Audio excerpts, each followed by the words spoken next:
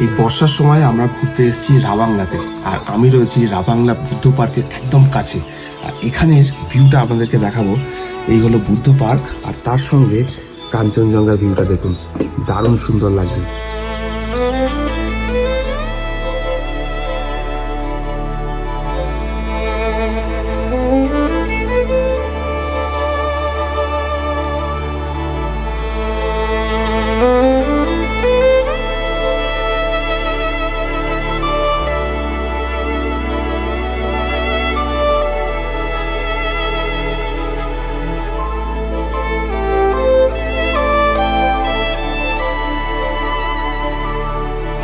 এর আগে রাবাংলাতে আমরা কিন্তু 2-3 বার এসে গেছি, কিন্তু এত সুন্দর কাঞ্চনজঙ্ঘা ভিউ বুদ্ধ পার্ক থেকে আমরা আগে দেখতে পাইনি।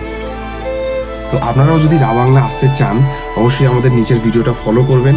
দারুণ সুন্দর লাগবে ভিডিওটা, আর এক্স্যাক্টলি ইনফরমেশন পাবেন যে কোন জায়গায় এলে এত সুন্দর ভিউ পাবেন।